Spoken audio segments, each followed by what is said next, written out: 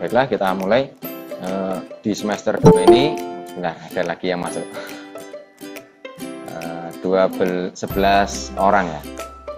Tidak apa-apa, nanti yang tidak bisa mengikuti Google Meet ini silahkan melihat tayangan ulangnya dari YouTube-nya sekolah ya. Kalian bisa lihat di situ dan mengikuti juga. Setiap hari Sabtu itu ada kegiatan menggambar bersama Bu Esti ya, yang bisa anak-anak ikuti. Tapi kalau mengikuti itu insya Allah bisa kalian menggambarnya lebih bagus. Siapa yang masih ingat puisi yang sudah dibahas kemarin? Satu bait itu biasanya terdiri dari berapa baris? Yang tahu angkat tangan. Angkat tangan itu yang tahu. Mahrunisa, berapa Mahrunisa? 4 ya, sip. Satu bait 4 baris. Kemudian di setiap akhir baris puisi itu ada persamaan vokal. Misalnya baris pertama A, baris kedua I, baris ketiga A lagi, baris keempat I. Semacam itu dalam puisi itu dikenal dengan istilah apa, anak? Siapa yang masih ingat? Rima, Pak. Ya, pinter. Rima atau persamaan bunyi vokal pada akhir baris, pada setiap baitnya ya. Nah, untuk rima itu anak-anak tidak ada aturan yang mengikat, harus A semua atau A B atau A B itu tidak ada yang mengikat. Tergantung dari penciptanya atau penulisnya. Jadi mau berkreasi ya tidak apa-apa. Mungkin bait pertama A semua, bait kedua B semua, itu bebas, boleh ya. Nah, hari ini kita akan belajar, kita lanjutkan ya tentang tempo ya. Untuk lebih jelasnya coba anak-anak perhatikan yang Pak Guru putar pada video berikut ini ya.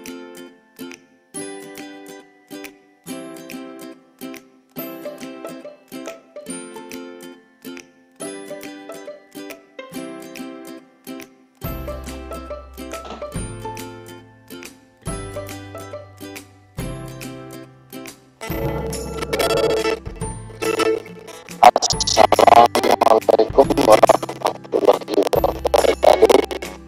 Gimana kabarnya hari ini, sahabat? Betul ya anak ya, gambarnya ya. Maaf, ini internetnya agak tersendat. Kedua, tema 6 tentang stasiun lampu.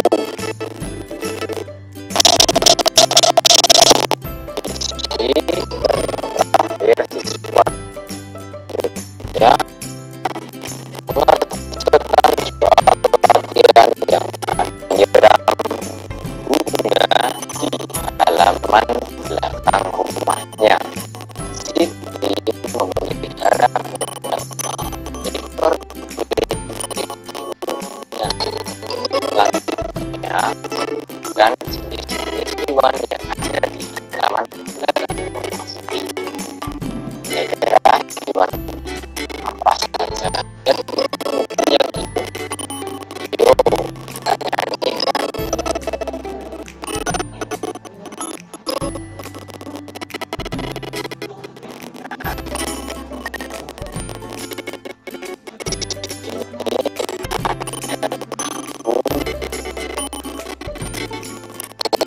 Ini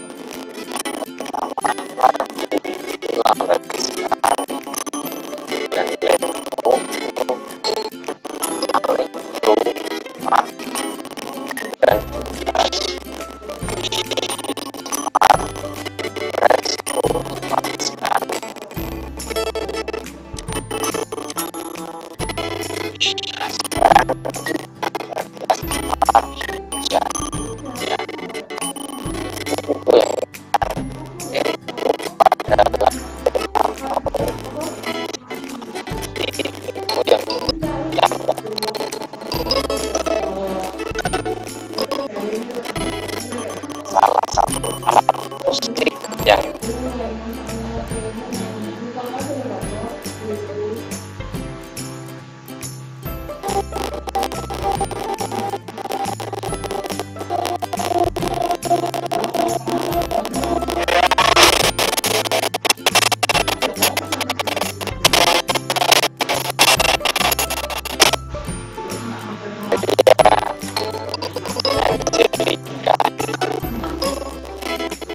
suara indah alat musik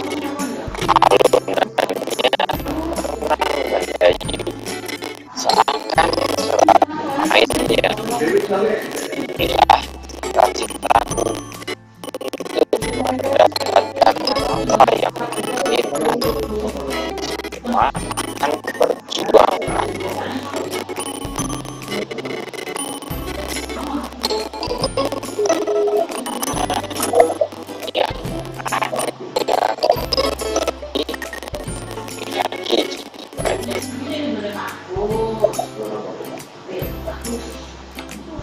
Nah, itu tadi ya sekilas tentang tempo. Tempo itu apa, anak-anak? Cepat atau lambatnya lagu. Ya, sip, benar. Cepat atau lambatnya sebuah lagu. Ya, tadi lagu Kupu-Kupu yang lucu menggunakan tempo apa, anak-anak? Lento. Ya, sip, menggunakan tempo lento. Ya. Nah, selanjutnya Pak Guru tampilkan ya, tentang metamorfosis kupu-kupu. Nah, anak-anak, hewan yang ada di sekitar kita itu mengalami daur hidup, ya, yakni tahapan perkembangan sejak makhluk hidup tersebut dilahirkan sampai menjadi dewasa. Kalau kupu-kupu dimulai dari kupu-kupu yang dewasa, kemudian bertelur, ya, telurnya itu menetas menjadi ulat, kemudian menjadi kepompong, kemudian menjadi kupu-kupu. Nah, dalam proses metamorfosis kupu-kupu ini dikenal juga dengan metamorfosis sempurna karena melalui tahap pupa atau kepompong, ya. Nah, setiap tahapannya itu memberikan pengaruh, anak-anak. Oh, sebentar, ini ada yang masuk lagi. Setiap tahapannya itu memberikan pengaruh pada lingkungan. Salah satunya ketika kupu-kupu tersebut menjadi ulat, itu lebih menguntungkan atau lebih merugikan? Merugikan. Ya, merugikan karena ulat itu akan memakan dedaunan, ya, menjadi hama ulat tersebut, ya. Tetapi ketika sudah menjadi kupu-kupu, dia menguntungkan. Tidak menguntungkan, tetapi juga tidak merugikan karena dia memakan nektar bunga, bukan lagi memakan daun. Contoh hewan yang lain, anak-anak, yang mengalami metamorfosis apa selain kupu-kupu? Yang tahu angkat tangan coba. Belalang, ya. Nah, ini sudah belajar ini. Ada belalang, ada nyamuk, ya. Tetapi belalang itu tidak mengalami metamorfosis sempurna. Kalau nyamuk, dia mengalami metamorfosis sempurna, ya. Nah, nyamuk ini juga ada tahapannya, tidak langsung menjadi nyamuk. Nyamuk dewasa, dia terbang di sekitaran air yang menggenang. Dia bertelur, memasukkan telurnya itu ke dalam air, ya. Kemudian menetas menjadi jentik-jentik, ya. Nah, jentik-jentik ini nanti atau larva menjadi pupa, sama, dia nempel di dinding-dinding kolam atau di dinding bak mandi. Kemudian setelah kepompong ini barulah menetas menjadi nyamuk. Jadi nyamuk dewasa dan berkembang biak lagi, itu seterusnya. Tapi tidak semua, yang perlu Pak Guru tegaskan, tidak semua makhluk hidup itu mengalami metamorfosis, anak-anak. Ya, satu contoh, kelinci itu tidak mengalami metamorfosis karena begitu dilahirkan bentuknya itu sudah sama atau mirip dengan induknya atau bentuk ketika dia dewasa. Yang mengalami metamorfosis ialah ketika dilahirkan itu bentuknya berbeda sama sekali dengan induknya atau dengan ketika nanti dia dewasa. Satu contoh, kupu-kupu ini, induknya itu kupu-kupu bisa terbang, namun yang dihasilkan itu telur menetas menjadi ulat, berbeda sekali bentuknya. Nah, ini mengalami metamorfosis ya. Nah, itu tadi sekilas. Nanti metamorfosis kita pelajari lebih dalam di pertemuan berikutnya. Ini Pak Guru hanya sekilas saja karena tadi kita sudah belajar dari lagu Kupu-Kupu yang Lucu ya. Nah, selanjutnya setelah lagu Kupu-Kupu yang Lucu, kita tadi sudah melihat tampilan tentang puisi Cita-Citaku kan, karya Angelika. Nah, suara indah alat musik, alunannya tenang mendayu seakan berbisik, aku selalu ada untukmu. Nah, ini rima itu anak-anak menyebabkan puisi itu menjadi indah ketika dibaca. Satu contoh ini, suara indah alat musik, alunannya tenang mendayu, seakan selalu berbisik, aku selalu ada untukmu. Nah, ini kan jadi berkesan indah ya. Jadi dalam membuat puisi yang perlu diperhatikan, yang pertama itu banyaknya kata. Setiap barisnya itu terdiri dari 8 sampai dengan 12 suku kata ya. Kemudian kita memilih kalimat yang tepat atau diksinya yang tepat. Misalnya kita mau membuat puisi dengan tema hewan, ya berarti ya hewan itu bisa kupu-kupu, bisa capung, bisa nyamuk ya. Kalau kita membuat puisi dengan tema cita-citaku ya bisa mungkin judulnya dokter impian atau ingin menjadi apa, kalian bisa dituliskan.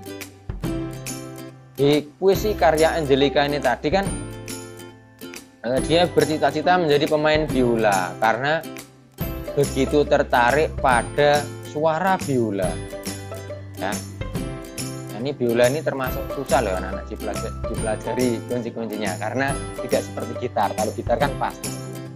Pak Guru sendiri pun juga tidak bisa kalau memainkan biola karena memerlukan keterampilan khusus. Nah, kemudian selain tema, rima dan diksi, dalam membuat puisi itu kita juga mempertimbangkan amanat unsur-unsurnya dalam membuat puisi atau pesan moral yang akan disampaikan seorang penulis kepada pembaca. Nah, misalnya puisi karya Angelika ini memberikan pesan kepada pembaca bahwa cita-cita yang tinggi itu bisa didapatkan dengan bekerja keras, berusaha semaksimal mungkin ya. Dan setiap cita-cita itu pasti ada cobaannya atau ujiannya atau jalannya yang susah, itu pasti ada. Tidak ada cita-cita yang tergapai mulus begitu saja, itu tidak ada. Pasti dipenuhi dengan rintangan. Nah, ini si Angelika ini sudah bersiap untuk melewati semua rintangan untuk mencapai cita-citanya. Nah, jadi cita-cita itu harus diperjuangkan. Tidak bisa kita berpangku tangan diam, tidak belajar, itu tidak bisa. Harus diperjuangkan. Nah, ini termasuk 13 anak ini yang berjuang mengikuti pembelajaran Google Meeting di saat pandemi ini juga termasuk perjuangan anak-anak untuk mendapatkan cita-cita mutlak. Ya, mungkin sekarang belum terasa. Wah, ini apa ini Pak Danang Google Meeting pagi-pagi? Kan biasanya bisa pakai link, kita belajarnya lihat video kemudian mengerjakan soal. Nah, itu seperti itu juga bisa. Nah, ini termasuk upaya anak-anak. Jadi yang namanya belajar itu bisa bermacam-macam ya. Bisa dari siapa saja, bisa dari ibu kalian, bisa dari ayah kalian, bisa dari nenek kalian ya. Nah, kalau di sekolah ya dari Pak Guru. Jadi tetap semangat anak-anak. Ada yang ditanyakan tentang puisi karya Angelica itu tadi? Tidak ada. Tidak ada. Bisa ya anak-anak? Tidak. Ayo coba sekilas. Anak-anak, misalnya kalau Pak Guru minta untuk membuat judul puisi ini, langsung saja. Siapa yang sudah memiliki ide untuk membuat puisi? Temanya Pak Guru bebaskan, Pak Guru tidak batasi. Kira-kira bisa enggak? Ayo yang bisa angkat tangan, yang punya ide. Dari penjelasan Pak Guru ini tadi, oh saya punya ide Pak, mau buat puisi judulnya ini. Angkat tangan yang bisa menjawab. Kira-kira muncul ide apa di pikirannya setelah mendengarkan penjelasan Pak Danang?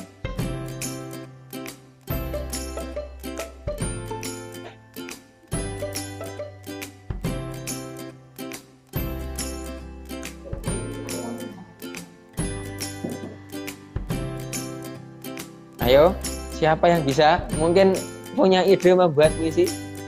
Loh, mudah saja anak-anak. Misalnya, Pak, saya kemarin habis sepeda. Habis dibelikan sepeda. Kalian bisa buat judulnya Sepeda Impianku. Ya, itu sudah jadi judul itu. Sepeda Impianku. Begitu sederhana tetapi sangat bermanfaat. Menemaniku di setiap saat. Selalu ada saat suka maupun duka. Kau adalah pemberian bunda. Nah, itu sudah jadi puisi kan? Satu bait itu tadi, judulnya Sepeda Impian. Jadi membuat puisi itu tidak usah susah-susah anak-anak. Apa yang ada di pikiran kamu, tuliskan saja. Nah, nanti tinggal diperbaiki ketika menulis itu. Nah, ini yang kurang apa, ini yang diganti apa. Jadi membuat puisi semata.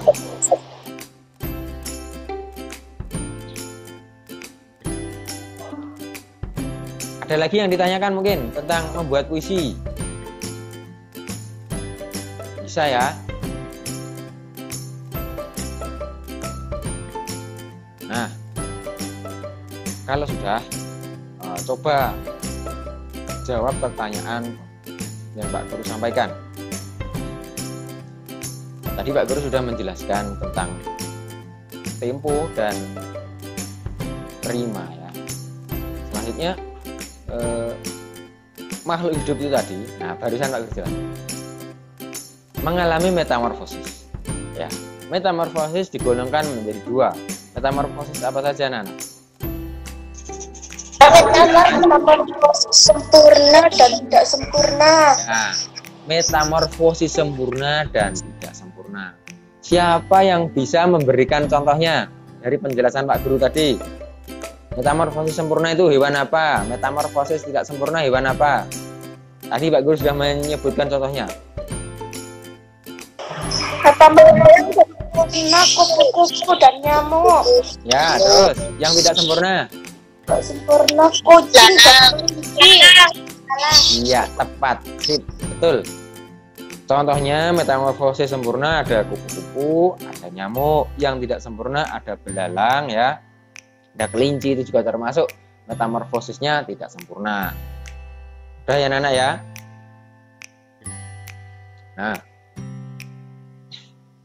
ada yang ditanyakan tentang metamorfosis? Tidak ada. Tidak ada. Oke, bagus kalau tidak ada berarti bisa semua ya.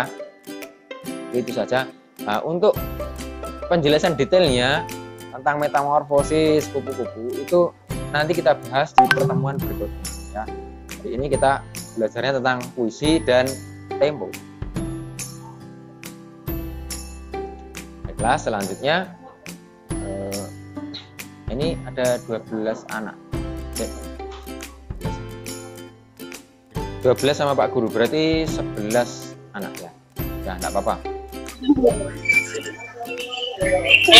Selama mengerjakan kemarin, adakah pertanyaan yang anak-anak tidak bisa dari soal yang sudah Pak Guru berikan? Atau adakah soal yang belum Pak Guru jelaskan kemudian anak-anak merasa tidak bisa?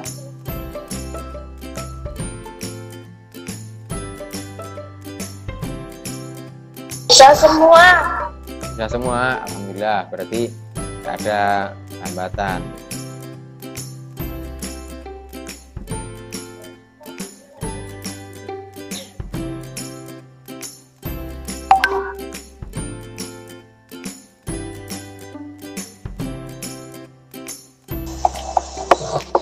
Oke, baiklah, kalau nggak ada yang ditanyakan, tetap semangat untuk belajar. Habis ini Pak Guru kirim soal kuisnya di grup WA seperti biasa.